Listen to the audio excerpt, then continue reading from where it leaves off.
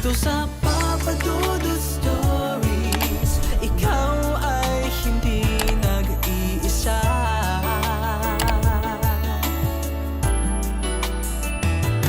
Dito sa Papa Dudut Stories, may nagmamahal sa'yo. Papa Dudut Stories, Papa Dudut Stories. Dear Papa Dudut, sa lahat po ng mga nakatutok ngayon, huwag pong kalimutan mag-like, mag-share at mag-subscribe. Maraming salamat po sa inyong lahat.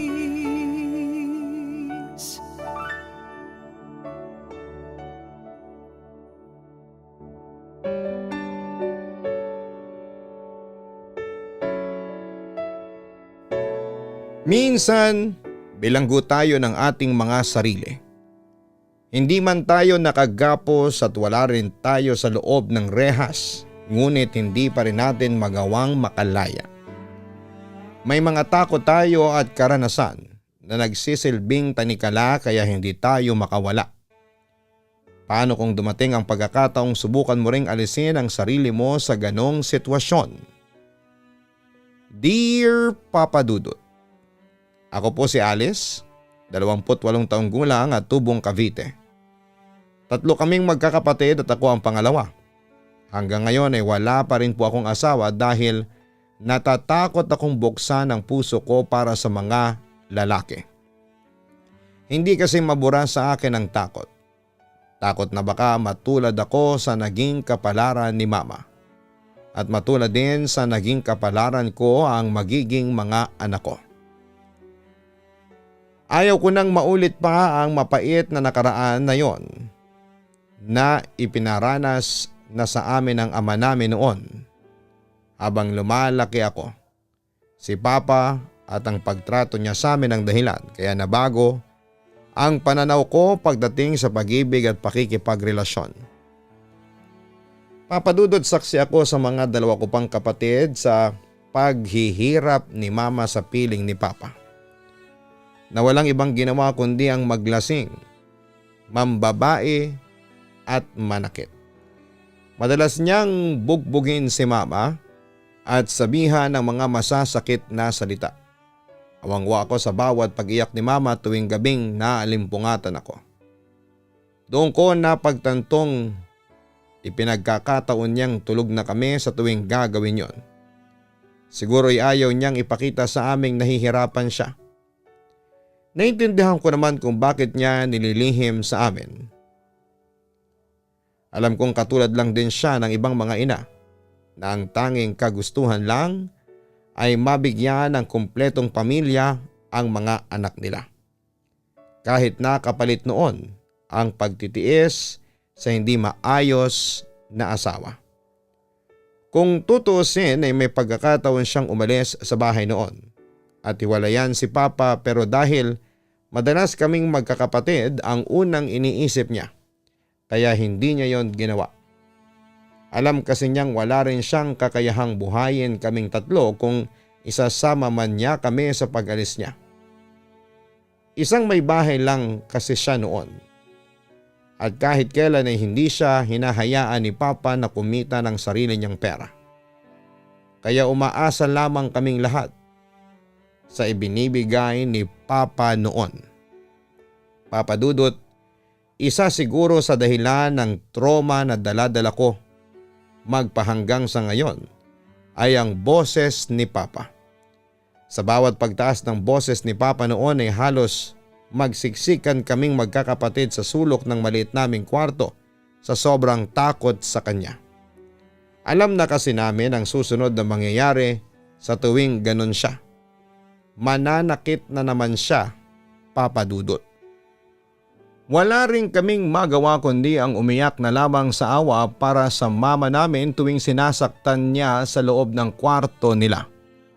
Kahit gustuhin ko mang ipagtanggol, pero wala akong sapat na lakas para gawin yon, lalo na't bata pa ako noon. Nasa 11 years old pa lamang ako dahil noong minsang iniharang ko ang katawan ko para pigilan siya sa ginagawa niyang pananakit kay Mama. Sinampal niya ako at itinulak na ikinasubsob ko sa sahig. Pumutok pa nga ang labi ko sa lakas ng pagkakasampal niya. Napapatanong na nga lang ako noon sa Panginoon kung bakit nagkaroon kami ng ganong ama. Sa tuwing nalalasing kasi siya ay para siyang sinasaniba ng demonyo at parang hindi na kami kilala, Papa Dudut. At kapag wala na ang espiritu ng alak sa katawan niya, doon lang siya medyo matinong kausap. Simula nang magkaisip ako, Papa Dudut, ay madalas ko na siyang nakikitang umuuwing pasuray-suray at namumula ang mukha. Yung mga mata niya na dati nang malabo dahil sa alak ay madalas na nanlilisik sa galit. Madalas din na sa tuwing uuwi siya, una niyang hinahanap si Mama. Kapag hindi niya ito makita o hindi agad nakakalapit sa kanya, yun na ang nagiging dahilan ng pagsigaw, pag-iiskandalo at pagmumura niya. Palagi rin niyang pinaparatangan si Mama na may kalaguyo kahit na ang totoo ay siya naman talaga ang gumagawa noon. Papa Dudut, tandang-tanda ko pa ang araw na dumating na naman siyang lasing. Kahit na hindi na bago ang ganitong itsura niya. Tumatak naman sa alaala naming magkakapatid ang araw na yon. Yun kasi ang kauna-unahang pagkakataon na nasaksihan namin mismo ang pananakit niya kay Mama. Kasalukuyang naghahain na noon ng pagkain si Mama nang maamoy namin ang mabigat na amoy ng alak sa buong paligid. Yun ang palatandaan namin na papasok na ng bahay si Papa. Naging alisto kami hanggang sa maya-maya lamang ay narinig na namin ang mabibigat niyang yapak at pagbukas ng pintuan. Wala siyang imik pero kitang-kita namin ang kakaibang tingin niya habang nakakuyom ang mga kamao. Napansin kong mabilis na nagbago ang ekspresyon ni Mama nang mapatingin ako sa kanya. Mula sa pagkakangiti ay napalitan niya ng takot. Nandiyan ka na pala, Mando? Nauutal na sabi pa ni Mama. Kitang-kita ko ang panginginig ng kamay niya. Maging kami na mga kapatid ko ay nananatiling tahimik at napatayo pala sa lamesa. Walang imik pa rin si Papa na mabilis na lumapit sa amin. Bago pa man makaiwas, si Mama ay dumapo na ang malakas na sampal sa pisngi niya na ikinagulat namin at kinatakot. Napayak noon ang bunso kong kapatid na si Leia. Akmang tatakbo palapit kay Mama pero hinawakan siya ni Ate Lorraine para pigilan. Dahil pare-pareho naming alam na kaya din kaming sakta ni Papa kapag nakialam kami. At ayaw din kasi ni Mama na lumapit kami sa kanya kapag binubugbog siya ng ama namin. Umiiyak na napatingin na lamang kay Mama. Kitang-kitang nakahawak pa rin siya sa pisngi niya habang takot na takot. Ano na naman bang problema? Umiiyak niyang tanong pero hindi siya sinasagot ni Papa. Bagkos ay pahaklit na hinila niya sa braso nito at marahas na itinulak nang magpumigla siya. Malakas na tumama sa gilid ng mesang likod niya. Nagsimula kaming mag-iyakang magkakapatid habang patuloy na nagmamakaawa na tama na po, Papa. Pero sadyang manhid ito. Hindi pa ito nakontento at magkakasunod na sinampal si Mama at sinabunutan habang binubulyawan ng malandikang babae ka. Napasigaw sa sobrang sakit si Mama nang kalad ka rin siya habang mahigpit na hawak ang buhok niya. Nag-alalang napasunod kami sa kanila. Napuno ng iyakan at sigawan ang loob ng bahay namin ang panahon na yon. Tama na po. Maawa kayo kay Mama, Papa. Lakas loob na pagpipigil ni Ate Lorraine. Nagawa pa niyang hawakan ang kamay ni Papa. Pero marahas lang siyang itinulak dahilan para mapasalampak siya sa sahig. Kaya napatakbo ako palapit sa ate ko. At napasigaw naman si Mama nang makita niyang nauntog si ate sa pader. Umiiyak na nagmakaawa siya kay Papa. Na huwag daw kaming saktan, na huwag daw kaming idamay. Pero demonyo si Papa. Malakas na pinagsasampal at pinagsisipa si Mama habang pinagmumura niya kaming lahat. pinagbantaan din kami na huwag makialam kundi malilintikan daw kaming lahat. Pagkatapos noon ay walang pangundangan na kinaladkad niya ulit si mama. Papasok sa kwarto nila. Umiyak na napatakbo naman si Leia sa nakasaradong pintuan. Patuloy niyang tinatawag si mama. Wala akong magawa noon kundi ang umiyak na lamang, Papa Dudut. Habang dinig na dinig namin ang nasasaktang sigaw at nagmamakaawang si mama noon. Tanging nagawa na lang naming tatlo nang sandaling yon ay yakapin ang isa't isa habang ipinagdarasal na sana'y matapos na ang paghihirap naming yon sa kamay ni Papa. Na sana'y may maglakas ng loob na tulungan kami. Akala ko noon, Papa Dudut, ay yun na ang una at huling sasaktan niya si mama. Dahil kung tutuusin wala naman talagang ginawang masama si mama para magalit siya. Lagi nga lang nasa bahay noon si mama. Minsan na nga lang siyang lumabas. Iyon ay kapag mag-iigib sa poso o may magpapalabas sa kanya. Para lang may pambili kami ng pagkain namin kapag may araw na walang ibinibigay sa kanya si Papa. Halos hindi na nga niya maayos ang sarili niya para asikasuhin lamang kami. Lalo na yung walang kwentang ama namin. Papa Dudut, akala ko lang pala ang lahat. Dahil naulit pa nang naulit ang mga pananakit ni Papa noon. Halos hindi na nga mabilang ang mga pasa at sugat sa katawan ni Mama. Dahil gabi-gabi siyang binubugbog. Awang-awa akong tinutulungan siyang lagyan ng yelo ang mga pasa niya at lagyan ng gamot ang mga sugat niya. Minsan nga ay nasabi ko na rin kay Mama na umalis na lamang kami sa bahay at lumayo na kay Papa para hindi na siya nasasaktan ng ganon. Pero sadyang matigas ang ulo ni Mama noon. Madalas niyang sabihin na hindi po pwede. Na away mag-asawa lang daw yon. Nakainom lang daw ang papa namin kaya nagagawa yon. Ewan ko ba kay Mama. Bakit gano'n na lang ang pagtitiis niya sa sitwasyong meron kami noon? Umaasa pa rin kasi siya na magbabago pa rin si Papa balang araw. Siguro ay dahil din noong panahon na yon, sa tuwing wala ng alak sa katawan si Papa.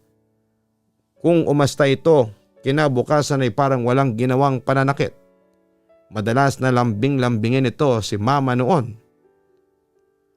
Ni hindi ko narinig na humingi ng tawad sa mga pananakit na ginawa sa amin, lalo na kay Mama.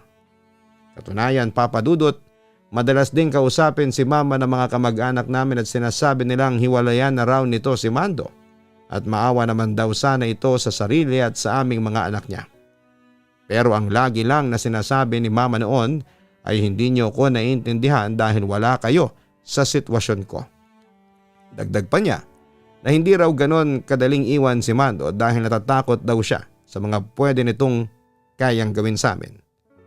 Wala din daw kasi siyang alam kung saan siya pupunta at kung paano niya kami mabibigyang tatlo ng maayos na kinabukasan. Kaya hanggat kaya pa raw niya ay mas mabuti na raw na magtiis muna kesa sumugal sa isang bagay na walang kasiguraduhan. Iniisip lang daw niya ang kapakanan namin at naniniwala siya na balang araw ay magbabago pa rin naman ang asawa niya. Hindi ko tuloy alam kung ano ang dapat sabihin sa ganong klase ng pag-iisip, Papa Dudut. Minsan ay gusto ko rin siyang sumbatan dahil wala siyang kakayahang lumaban. Gusto ko siyang sabihan na sa ganong sitwasyon ay hindi lang siya ang nahihirapan kundi maging kaming mga anak niya. Pero dahil wala pa ako sa tamang edad noon, ay mas nananaig pa rin ang awa ko sa kanya. Pinili ko na lang siyang intindihin pa.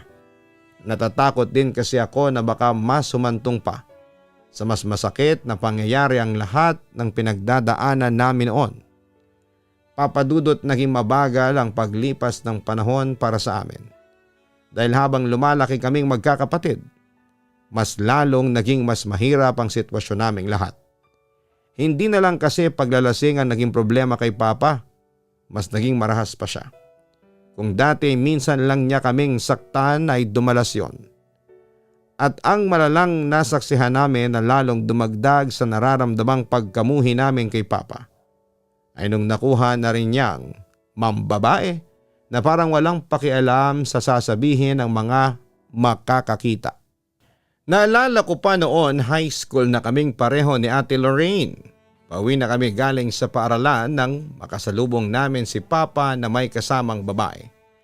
Nakaakbay ito habang nakapulupot naman ang kamay ng babae sa bewang niya. Nang sandaling yon ay bigla kaming napatigil sa paglalakad at naramdaman ko ang mahigpit na paghawak ni ate sa kamay ko. Hindi siya umimik pero alam ko na pareho kami ng iniisip matapos kaming magkatinginan. Hindi namin kakilala yung babae pero mukhang alam nito na may pamilya na ang kasama nitong lalaki. At sigurado kaming babae ito ni Papa at pera lang ang habol nito sa kanya. Noong sandaling yon ay hindi nila kami nakita dahil abala sila sa pagkukwentuhan at pagtatawanan habang naglalakad papunta sa isang salon. Kitang-kita naming dalawa ang saya ni Papa habang binubulungan siya ng babae na humahalakhak naman ng malakas pagkatapos. Sigurado ako na hindi lasing si Papa noon, Papa Dudut, dahil ibang-iba ang itsura niya kumpara sa araw-araw naming nakikita siya. Iniisip kong hindi lamang yon ang unang pagkakataon na nagkita ang mga ito. Halatang matagal na silang nagsasama. Dinaig pa nga nila sa paglalandian ng mga kabataang naglalakad sa kalsada. Kung umasta rin ay parang walang pamilyang masisira at masasaktan. Habang nakatayo kami roon ni Ate Lorraine at nakamasid lang sa kanila ay hindi ko alam kung ano ang dapat kong maramdaman. Galit? Lungkot? Awa para sa mama namin? Pagtataka? Pagkamuhi? Basta ang alam ko lang ay halo-halo na ang emosyon sa dibdib ko ng sandaling yon. Na parang gusto nang kumawala. Napakuyom ako ng mga kamao ko.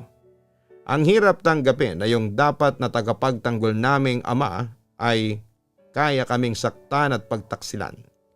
Pumasok din sa isipan ko, Papa Dudut, si mama na nasa bahay lang, na walang kamalay-malay sa mga ginagawang panloloko sa kanya ni Papa. Halos isumpa ko na si Papa sa isipan ko ng oras na yon. Isipin ko pa lang na hindi man lang niya madala si mama sa salon. Pero yung babae niya may panggastos siya. Ay nakakapanggalaiti talaga. Kahit nga simpleng damit lang sana para kay mama ang ibigay niya, pero kahit na isang regalo ay wala man lang natanggap si mama mula sa kanya. Hindi ko na nga matandaan pa kung kailan ko huling nakita na nagsuot ng maayos o naglagay ng kolorete sa mukha si mama. Dahil kay Papa, halos pabayaan na ni mama ang sarili niya. At kapag naman kasi mag-aayos siya noon, madalas namang paratangan na may ibang lalaki na pinagagandahan. Pero ang totoo, ayaw niya lang na may magkagusto pa kay mama. Napakaseloso nito pero wala naman sa lugar. Hindi kayang gastusan ng sariling asawa. Pero sa kabit ay parang mayaman lang kung umasta sa paglustay ng pera. Minsan, hindi hiling ko na lang na sana ay hindi na lang siya ang naging ama namin ng mga kapatid ko. Na sana'y hindi na lang siya ang naging asawa ni mama. Nang tuluyan silang makapasok sa salon, naglakas loob kaming lumapit ni Ate Lorraine para makita kung ano ang gagawin nila doon.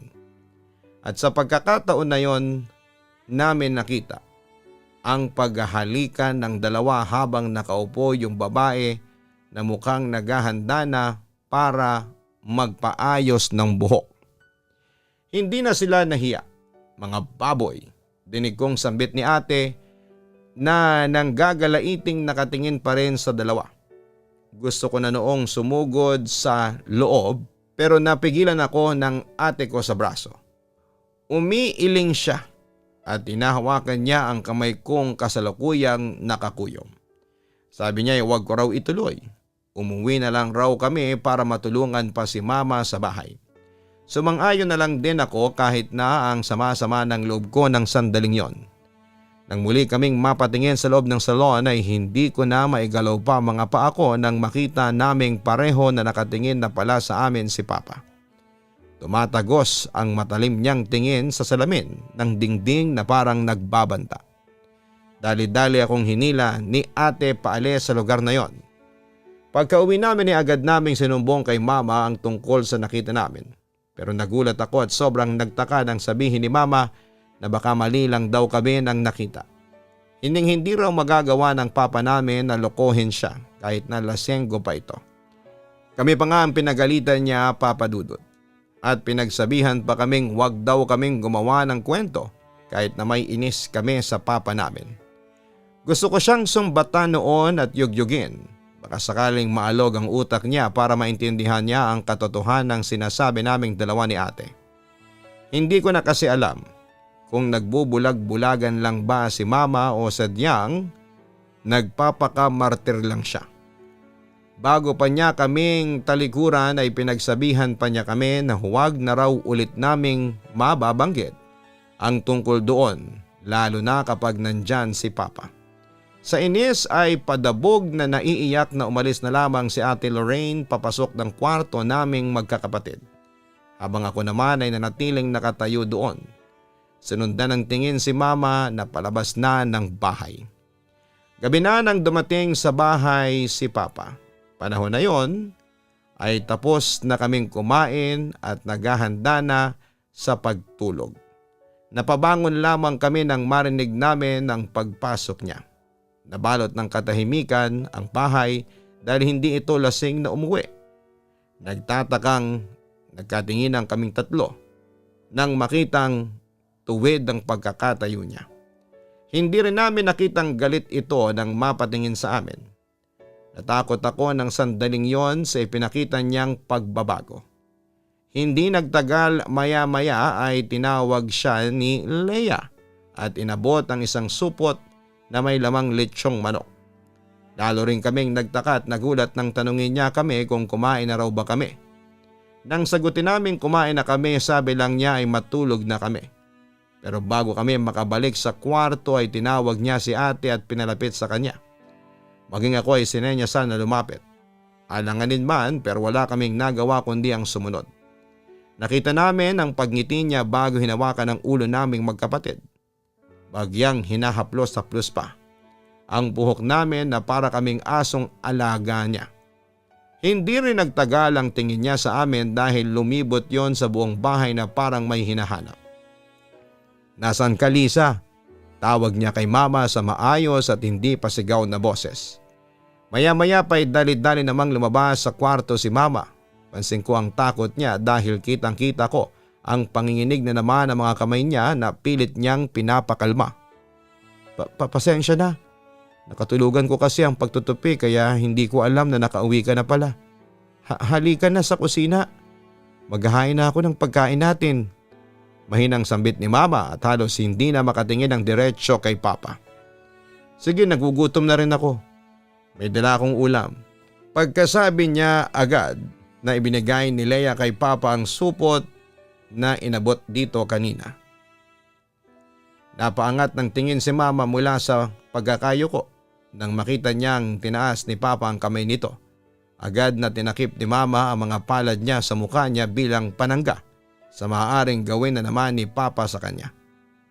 Kitang-kita namin ang gulat ni mama, maging kaming tatlo ay ganun din ang naging reaksyon nang makitang inakbayan siya ni papa at sabay silang pumunta ng kusina.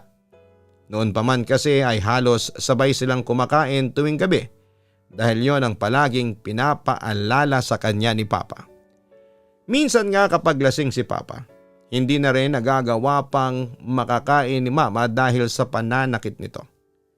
Nagtatanungan ang tingin naming tatlo sa nangyayaring kakaiba na yon ng sandaling yon, Papa Dudut. Hindi nagtagal ay tinawag din kami ni papa. Niyaya niyang kumain din daw kami nang binili niyang lechong manok. Sumunod na lang kami sa gusto niya sa takot na uminit na naman ang ulo nito. Walang imik na naupo kaming tatlo. Kitang-kita rin namin ang takot sa bawat kilos ni mama habang pinaghahain niya si papa ng pagkain. Pero Papa Dudut, Nang gabing yon ay parang may munting pag-asa kaming nasilayan. Pag-asa na magbabago na si Papa. Masasabi ko rin na yon ang pinakapayapang gabi sa tahanan namin noon. Dahil sa ginawa niyang yon ay parang nabura sa amin ni Ate Lorraine nang nasaksihan noong hapon ng araw din na yon.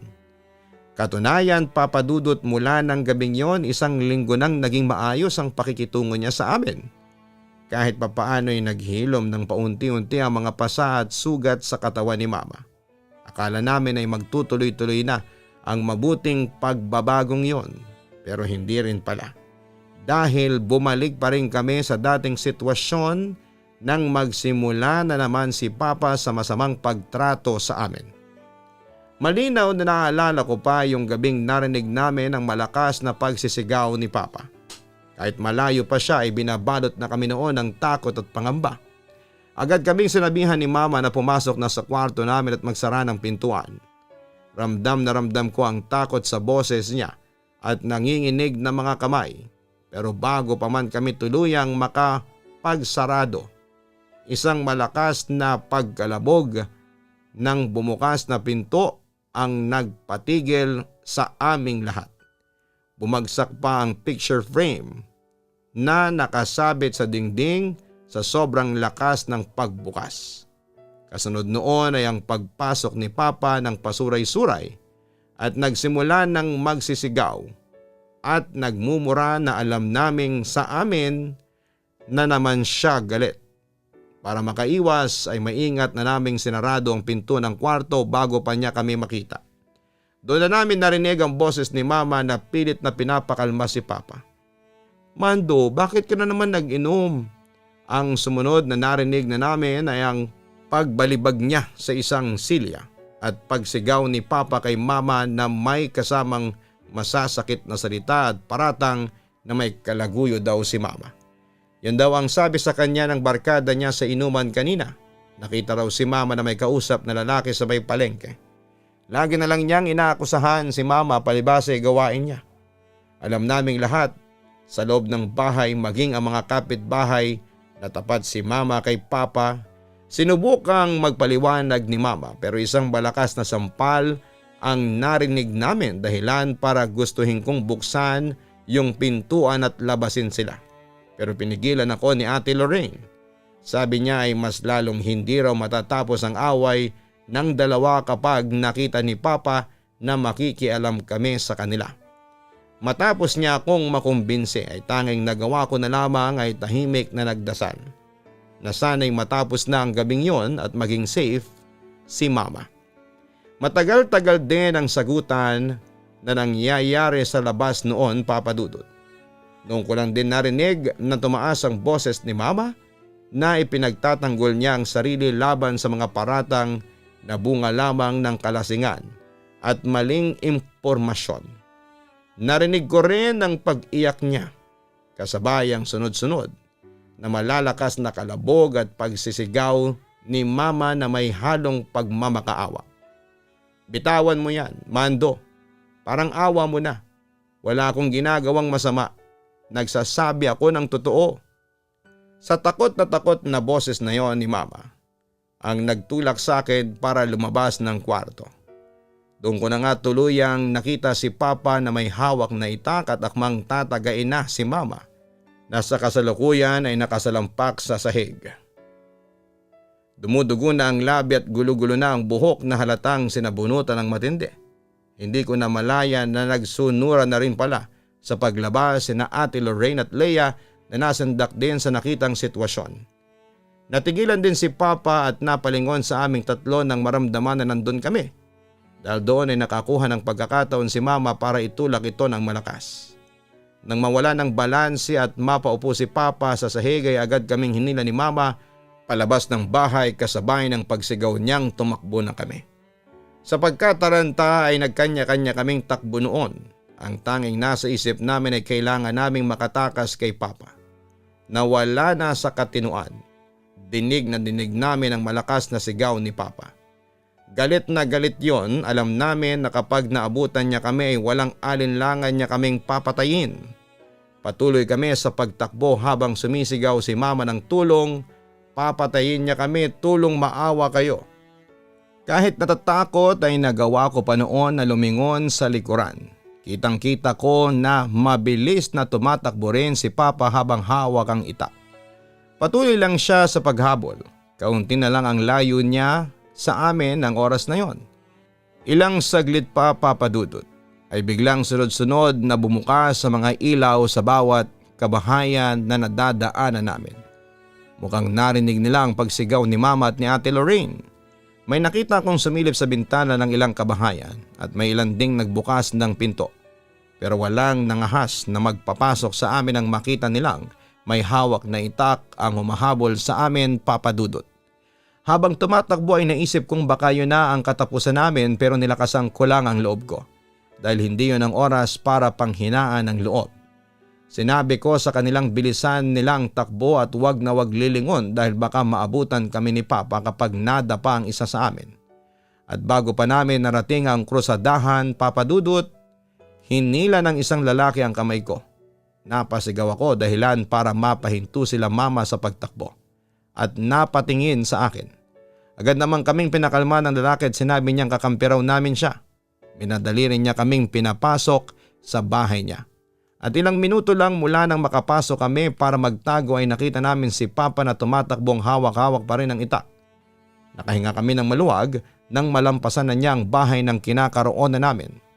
Sabi ng lalaki ay doon na lang daw muna kami magpalipas ng gabi. Dagdag pa niya na siya lang naman at ang asawa niya ang nakatira doon. Doon lang din namin napagtanto na nasa likuran namin ang asawa niyang nagising yata dahil din sa amin. Kita namin ang pagtataka sa mukha nito pero parang naintindihan naman agad nito ang sitwasyon. Ito na rin ang kumuha ng banig at mga unan para sa amin. Agad na nagpasalamat si Mama sa mag-asawa bago niya kami yakaping tatlo. Sabi rin nila, nasasamahan daw nila kaming humingi ng tulong sa pulis kapag nag-umaga na.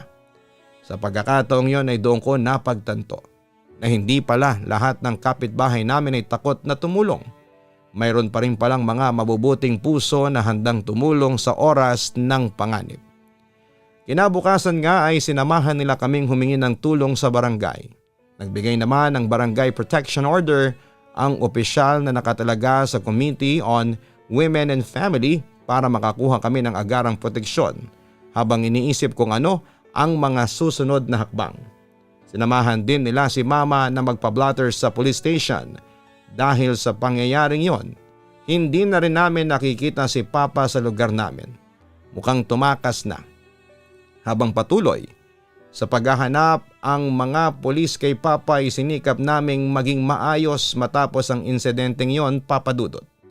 Nakahinga rin kami ng maluwag na magkakapatid dahil wala nang dahilan ng takot naming lahat.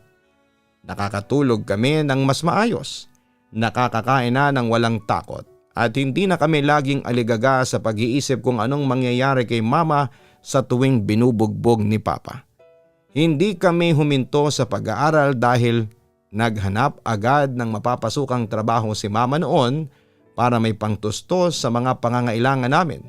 Sa tulong ng Barangay Protection Order ay nagkaroon kami ng kapayapaan kahit sa loob lamang ng 15 araw. At dahil sa gabay ng Barangay Vauci Desk Officer ay nag-decide si Mama na maghain ng petisyon para sa Temporary Protection Order or TPO sa korte. Humingi siya ng legal na tulong mula sa DSWD at naganda ng mga ebidensya gaya ng blotter entry, ang BPO at ang mga testimonya namin ng kapatid ko. May mga nakarating sa aming balita noon tungkol kay Papa. Sabi ng ilan ay kinupkup daw ito ng isang babae. At sa isip ko noon ay siguradong yon ang kabit niyang kasakasama niya noong makita namin siya. May nagsabi rin sa ate ko na mas lumala raw ang pagiging lasenggo ni Papa at nakikita na lang daw ito na kung saan-saan natutulog kapag dinapuan ng antok sa sobrang tama ng alak. May nakapagsabi rin na nakikita nilang napapasabak palagi ito sa gulo. Pero kahit na anumang balita patungkol sa kanya noon, Papa Dudut, nawala na kami ng pakialam sa kanya. Minsan ay may bahagi sa amin na naaawa kami. Pero sa tuwing naaalala namin ang mga ginagawa niya sa amin noon, lalo na kay Mama ay nangingibabaw pa rin ang kagustuhan naming hindi na siya makita pa ulit at tuluyan ng mawala sa buhay namin. Malinaw pa sa alaala ko noon. Kasalukuyang kaming nanonood ng TV nang may marinig kaming mabibilis na katok mula sa pinto. Matapos makilala ni Mama na si Tita Connie yung nasa labas ay agad niyang pinagbuksan ito ng pintuan. Pagpasok pa lang ay umiiyak na ang pinsan ni Papa. Agad na sinabi kay Mama na nadisgrasya daw si Papa. Ang balita ay kagabi pa nangyari ang aksidente. Umuwing lasing na naman daw si Papa tapos ay nakatulog sa kalsada. Nagulungan daw ito. Hindi daw ito agad nakita ng bus driver kaya halos madurog daw ang ulo nito. Sa mga oras na yon, Papa Dudut, ay parang tumigil ang mundo namin. Nabalot ng katahimikan ng sala. Tanging ang iyak ni Tita at ang malakas na tunog ng TV ang naririnig.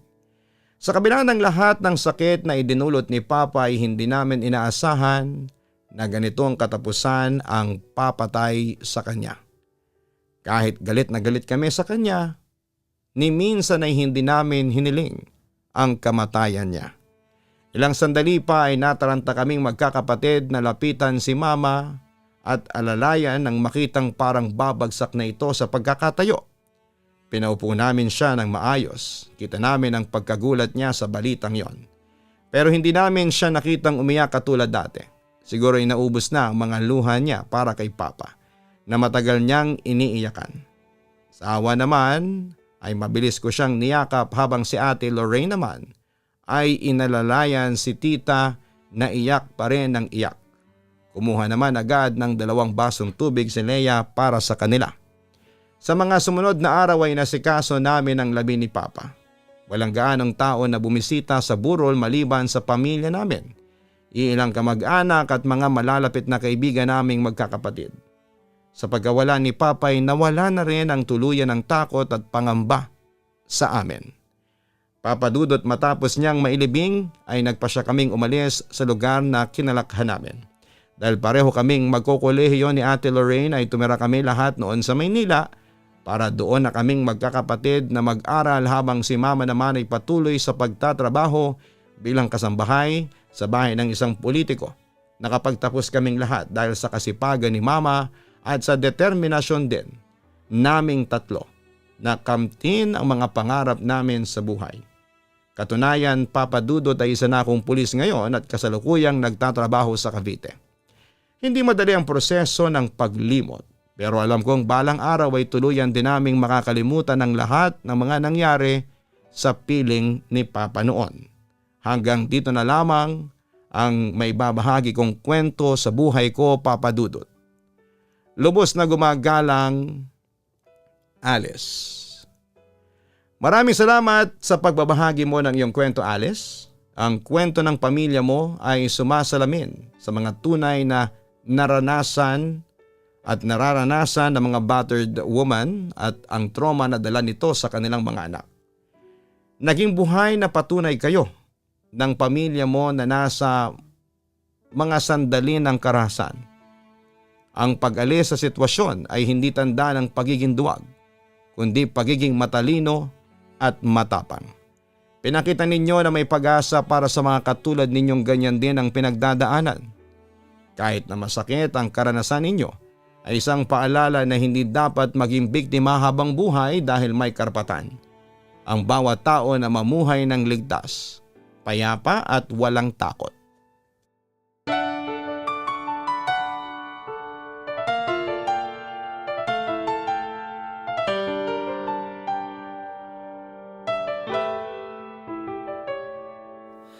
Ang buhay ay mahiwaga, laging may lungkot at saya. Sa Papa Dudut Stories, laging may karamay ka.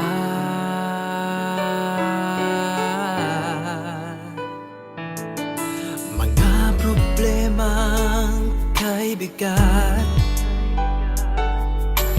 dito ay pakikinggan ka.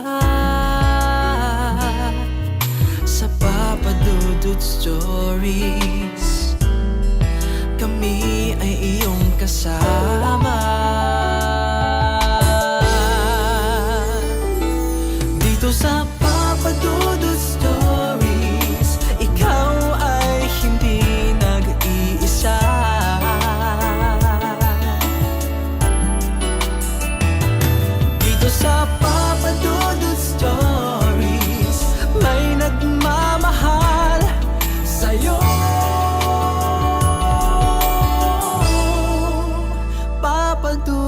Stories.